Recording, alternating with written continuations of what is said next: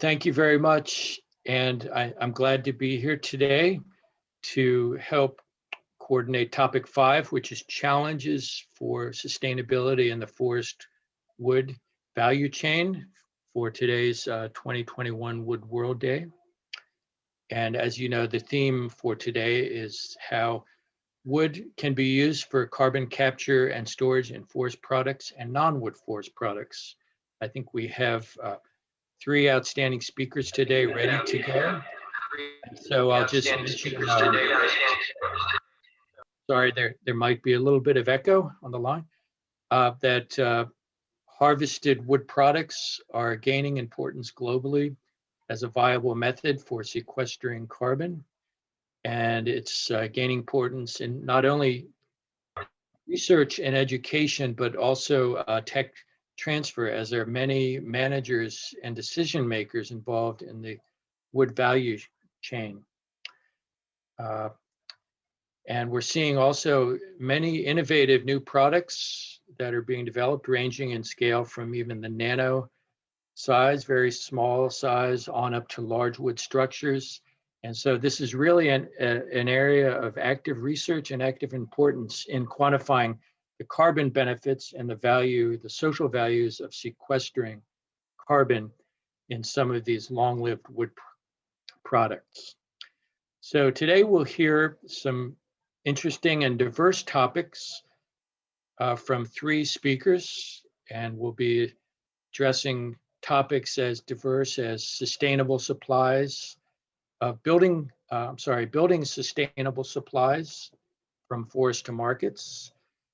Also the importance of research and decision-making and development of innovative new products, such as cellulose from pine needles. And so I'd like to jump right in and introduce speaker number 1 for you. And speaker number 1 is Scott Landis.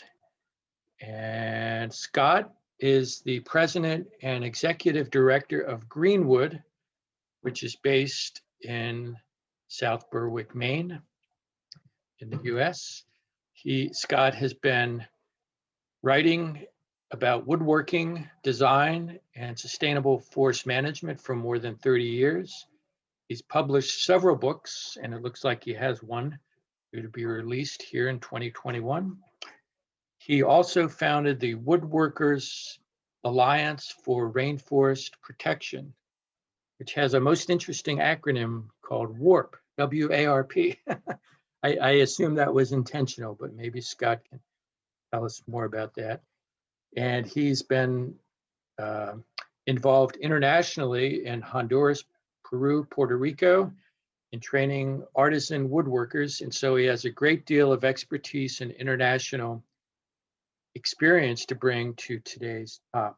So we're very pleased to have Scott here today. Scott, I hope your connection is working great, and we'll look forward to your talk over about the next 30 minutes. So please take it away for the next 30 minutes, Scott Landis. Zooming in today from Maine, here on the northeast coast of the U.S., where spring has finally arrived. Thank you for tuning in, and many thanks to the organizers of this virtual symposium for inviting me to share my experience in building a sustainable supply chain in community forests. Today's topic draws on lessons learned across several decades and continents, and they're based on my experience with GreenWood, the U.S. nonprofit I founded, along with many colleagues, about 30 years ago.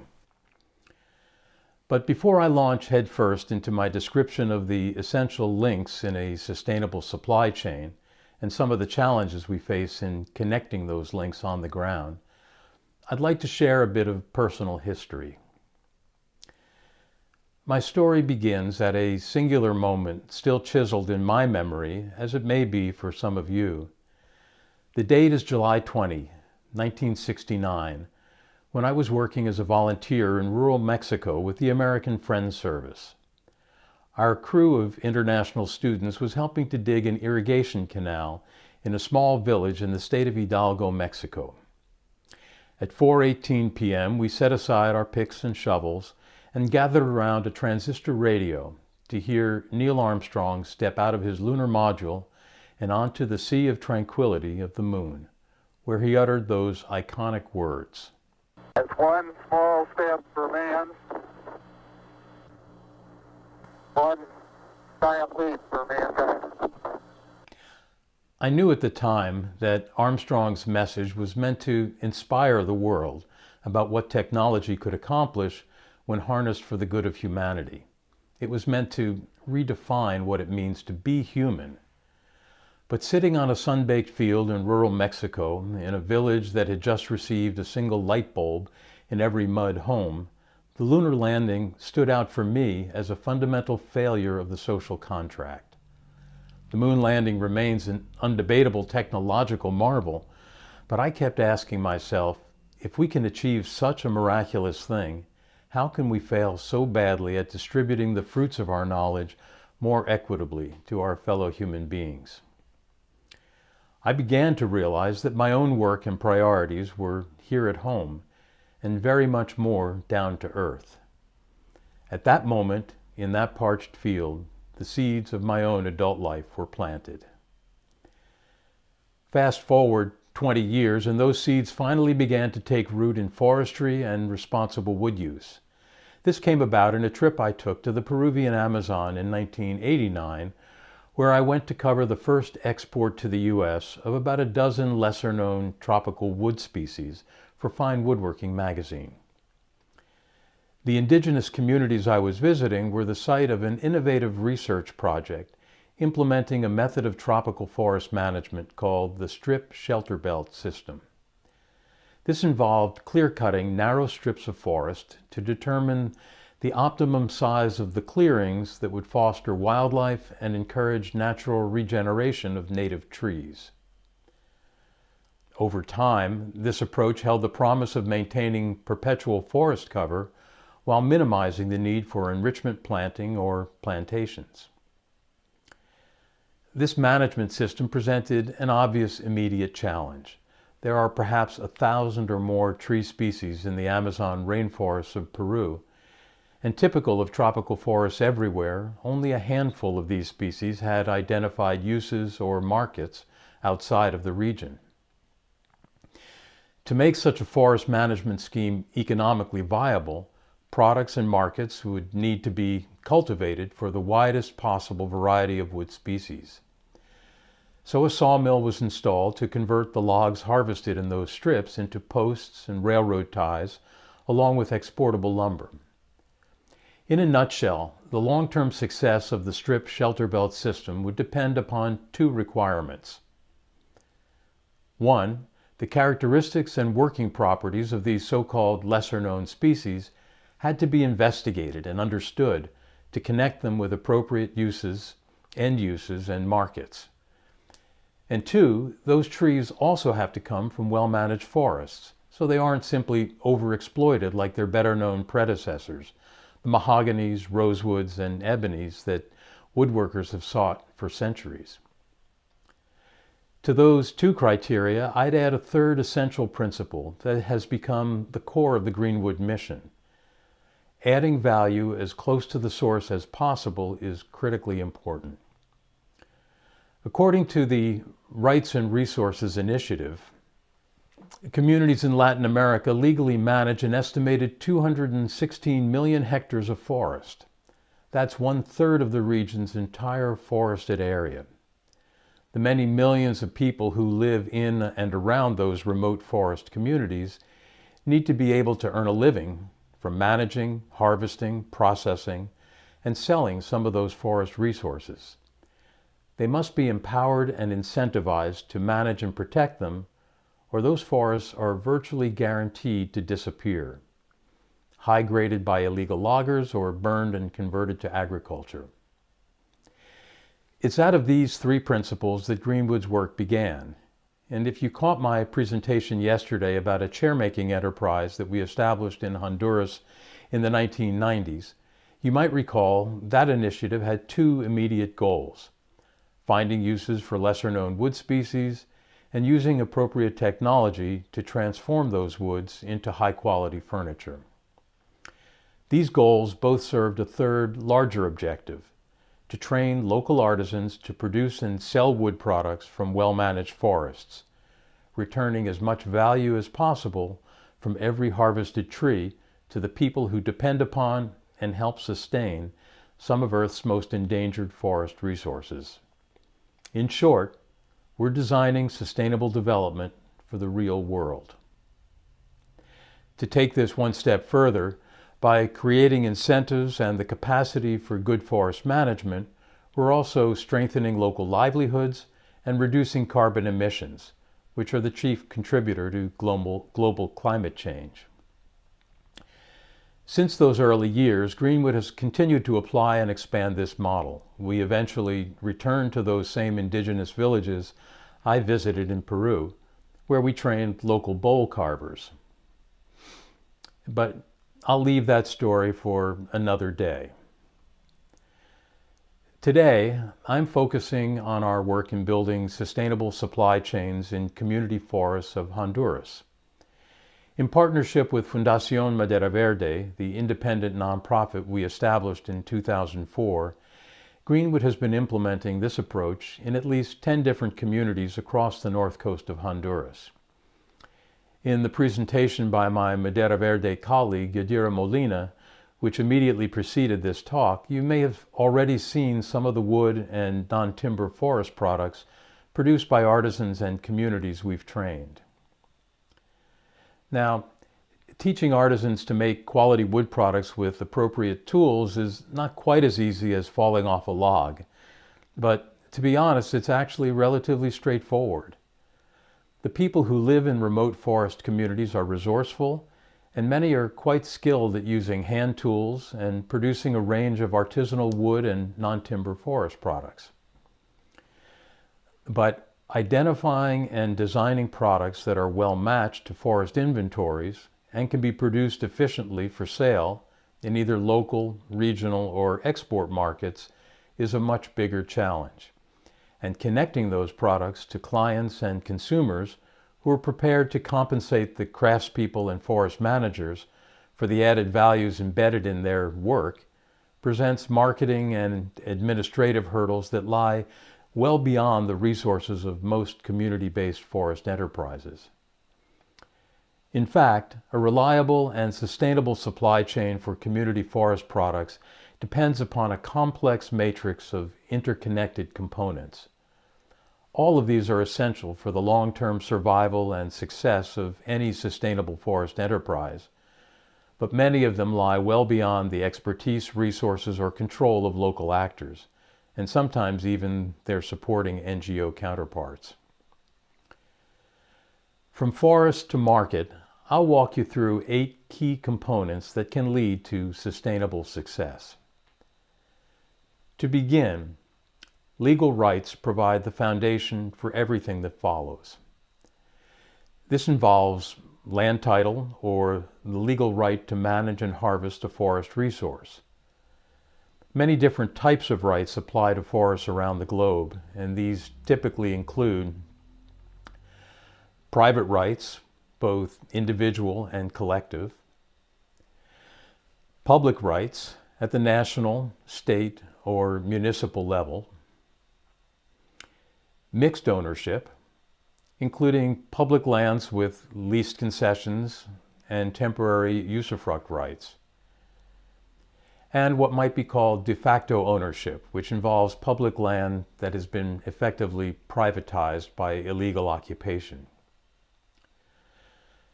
The second component is governance. This involves the application and enforcement of the law, which is frequently non-existent in the places we work. Aside from enforcement of the law and the expulsion and prosecution of forest invaders, governance also means the timely and appropriate administration of management plans and harvests. Permitting and oversight in many countries is a lengthy and complicated bureaucratic process. It can take months or sometimes even years to get management plans approved by forestry authorities. and the process is often impossible for communities to navigate on their own. Third, forest inventory and management. Well, there's a big difference between being legal and being sustainable.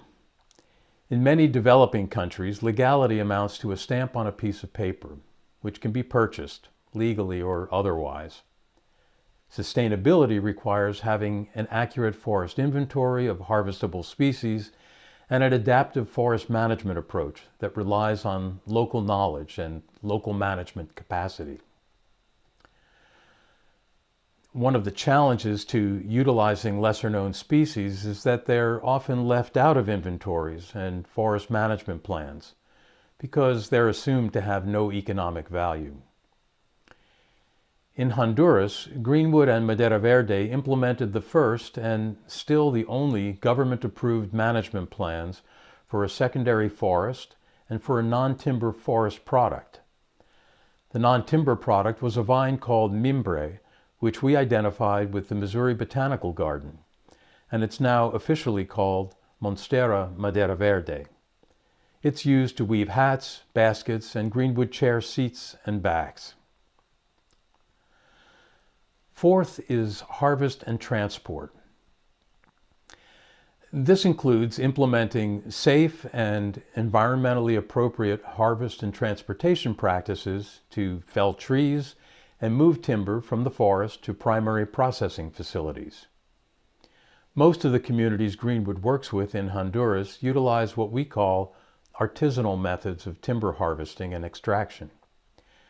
After a tree is felled, the first step involves sawing the logs into 6-inch thick cants right at the stump, typically using Alaska chainsaw mills.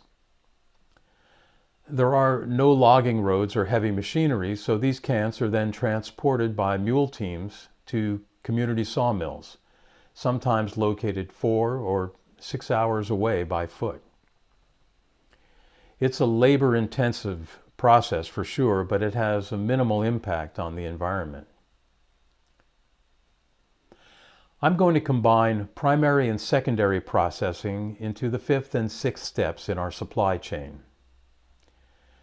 Appropriate tools and technologies are at the core of all of our methods for transforming a tree or log into an artisan product. Many remote communities have no reliable electricity, access to machinery, or the capital to buy it, so GreenWood typically focuses on traditional hand tools and construction methods. These are highly affordable and they're accessible to local people everywhere. The specific tools and techniques will differ, of course, depending on whether we're producing 4x4 lumber for guitar necks, wood and bark for chairs, or carved bowls. But in any case, the same principles of appropriate technology apply. The GreenWood chair making described in my presentation yesterday utilizes wood split directly from the log and shaped by hand with an axe, machete, or draw knife. No milled lumber is required.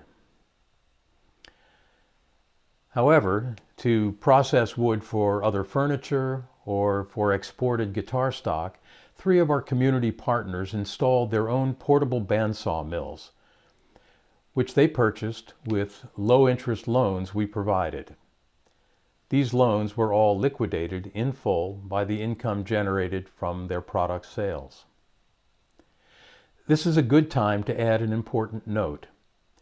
GreenWood and Madera Verde do not give away tools or other free stuff to our local partners. We provide help in forest management, technical training, designs, market connections, and facilitation. And to enable our artisans to get to work, we typically loan tools, which they eventually purchase through their own production. Giveaways undermine confidence, and at the end of the day, they limit independence. The 7th link in our supply chain is marketing and sales. This includes the ability to solicit clients, establish appropriate pricing, and adhere to delivery schedules and quality control. GreenWood has been deeply involved in export markets, including the production of mahogany guitar neck stock for companies like Taylor Guitars, and carving mallets sold by North American retailers.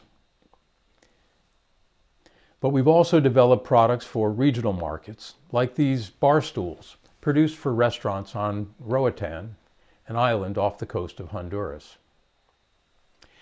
It's important to note that although exports can generate the highest dollar sales, they're also the most difficult to execute and maintain.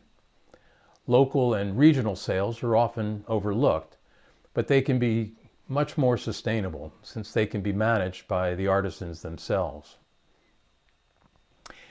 Eighth, and finally, I'll describe verification of legality and traceability. Implementing a system of traceability can be a valuable tool to ensure the integrity of a supply chain. It verifies our commitment to transparency and supplying legal wood products, which inspires confidence among our clients and local authorities. We've done this in a couple of ways over the years.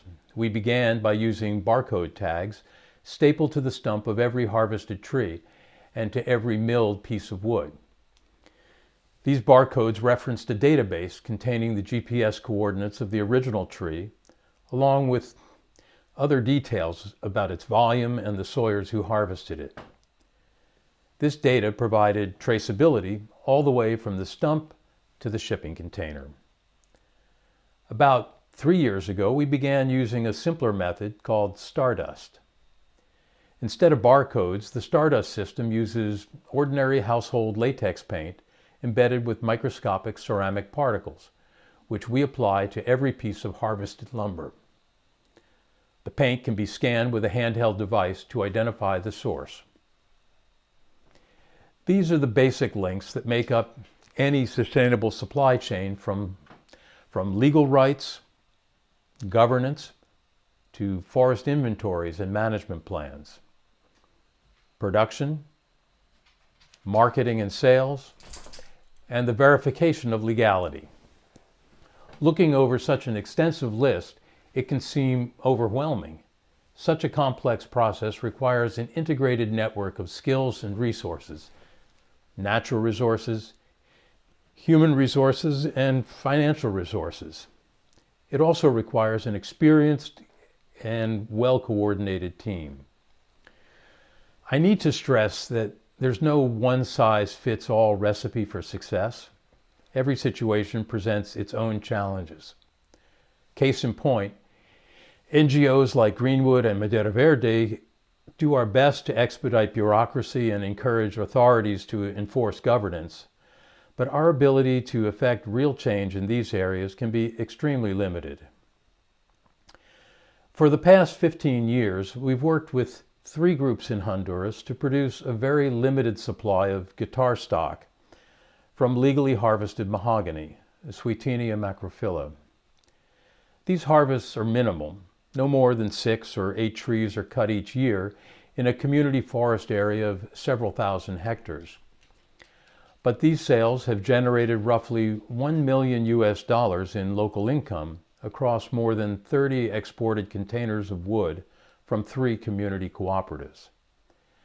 These sales provide good wages where the other main legal alternative is small-scale or subsistence agriculture.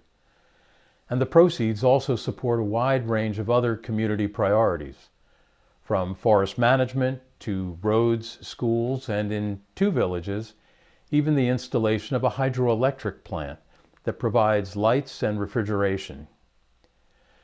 These are the only communities in the area that now enjoy these benefits, which are powered by water from their own forests. But all 3 of these cooperatives are located in the buffer zone of the Rio Plátano Biosphere Reserve. Located on the Mosquito Coast of Honduras, the 1.3 million acre Rio Plátano Biosphere is one of the largest remaining natural areas in Central America. It's also a highly conflicted region. It's an officially endangered UNESCO World Heritage Site. We've implemented as many of the components I've just described as possible, but the area is subject to extensive forest invasions, which have greatly undermined our efforts and those of our local partners. In the absence of any meaningful governance or enforcement, the communities themselves are subjected to considerable risk of conflict with illegal actors. While our community partners have managed to withstand forest conversion far better and far longer than surrounding areas, all three groups have lost considerable territory to the ongoing invasions. In today's talk, I've attempted to outline the essential components of any sustainable supply chain for community forest enterprise. We've looked at the basic principles that inspired GreenWood's approach in Honduras. Lesser-known species and appropriate technology, well-managed forests, and the importance of adding value close to the source. And we've covered the 8 links in a sustainable supply chain that can lead to success. I've also described some of the formidable challenges we faced in the process. But if there's one thing I hope you'll take away from my talk, it's that long-term sustainable forestry, guided by these principles, can work, and GreenWood's track record supports that. In closing, I want to share something I came across just this week in a Tom Friedman editorial in the New York Times, which took me back to my original experience with the moon landing in 1969. Friedman is quoting Russ Mittermeier, Chief Conservation Officer for Global Wildlife Conservation. Mittermeier said, "We marvel when a spacecraft lands on Mars to search for minute traces of life that may or may not exist. At the same time, here on Earth, we continue to destroy and degrade amazingly diverse ecosystems, like tropical forests and coral reefs, that sustain us." Friedman concludes it's time we stop looking for intelligent life on Mars and start manifesting it here on planet Earth. While I certainly endorse the need for a lot more intelligent life on Earth, I don't think we need to stop exploring Mars or the moon. In fact, wasn't it that iconic Earthrise photo shot from space the year before the first moon landing that inspired the environmental movement with the vulnerability of our precious planet? No, I'd suggest we need not only to redefine what it means to be human, we need to refocus and re-energize our humanity around this concept. I'll sign off now with a brief video about GreenWood's production of turned carving mallets in Honduras. This project is fueled by woodturners in some of the same remote communities I've mentioned, and I think you'll recognize many of the elements of our supply chain model in the process. After the video, I'll stick around to answer your questions in whatever time remains, and put your questions in the chat either on YouTube or here on Zoom, or click the button to raise your hand, and we'll get to as many of them as we can. Thanks again for tuning in, and if you'd like to find out more about what we do or to get in touch, check out our website at greenwoodglobal.org. And enjoy the video.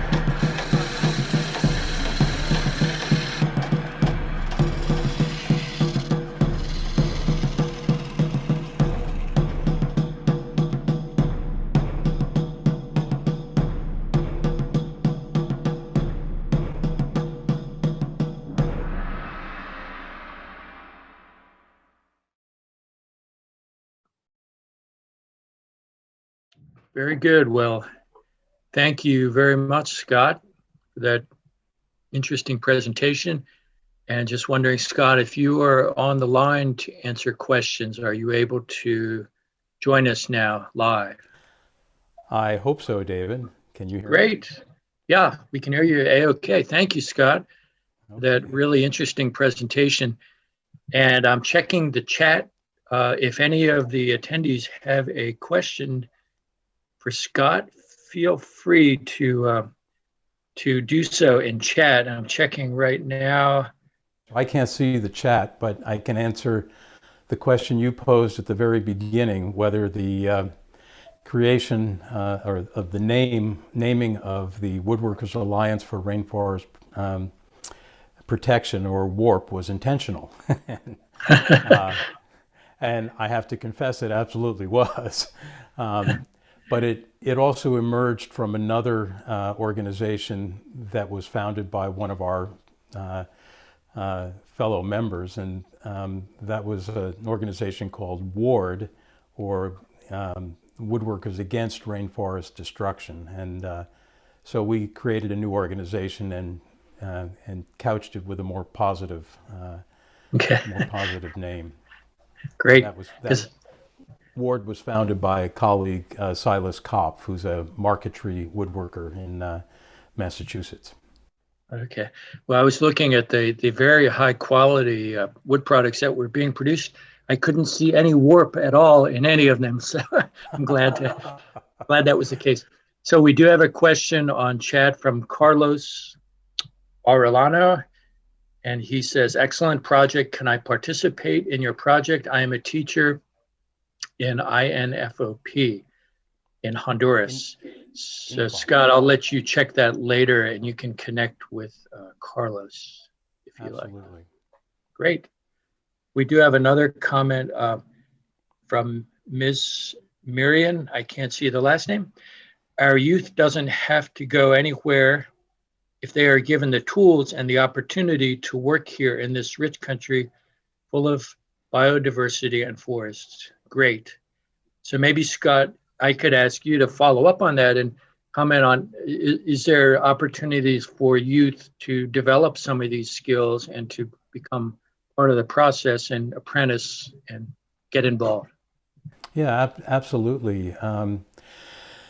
We started training chair makers in the early 90s who were, I would guess, in their young teen years. And one of our first chair making students is now married and has 2 sons. His older son is probably about the same age that he was when he started woodworking in the 90s. And that fellow's name is Omar Betanzo, and he remains a key woodworker for GreenWood and Madera Verde now, and is one of the mallet producers. There's a real range of opportunities for artisans or aspiring artisans of any age, really. One of the other benefits that I didn't mention in the presentation of this kind of artisanal woodworking is that rather than being conducted in a factory, in a large, even a large workshop, it's often conducted right in people's homes. So it can be easily integrated with the ongoing traditional lifestyle of agriculture or whatever other occupations the family might have. So it's available to men, to women, to young people, and people of any age, really. Great. I'll just mention for those online, if you have any questions for Scott, please feel free to ask them directly over audio or to send a chat message. And I see we're right on schedule. I do have one question for you, Scott, as we're waiting for others to ask, and that is, I'm based here in Alaska, and I see lots of interesting parallels between rural communities in remote Alaska and rural communities in remote Central America. And I'm just wondering if internet access is coming to these communities nowadays, and if that is going to affect some of the business tools or the ways that they can interact and conduct business, or maybe that's off in the future ways. How will internet potentially change your business model? Well, that's an interesting question. I think that it's still developing. It is very true that when we started this project, there was no phone connection.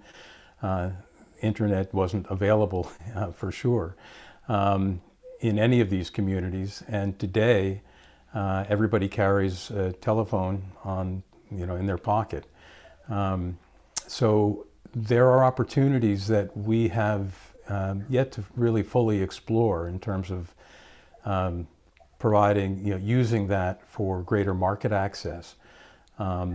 Certainly in the last year and during COVID, we've been relying much more on internet connections, even though they're not always fully reliable, as we all know. It's enabled us to maintain contact with our colleagues in Honduras and for them to maintain contact with folks on the ground. Personally, I worked in northern Canada, northern Ontario for almost 10 years and spent a lot of that time in remote Native communities. And I believe there are opportunities to conduct this kind of work, this kind of activity in boreal forests, just as there are in the tropics. So I would heartily endorse and encourage that development. Well, I'm looking at the clock. I think it's time to move on, but thank you very much, Scott, for a really interesting presentation. Let's all give a virtual hand clap to Scott for his great presentation, and then I'll ask the moderator if we're ready to move on to speaker 2. It looks like we are. Thank you. So thanks again, Scott.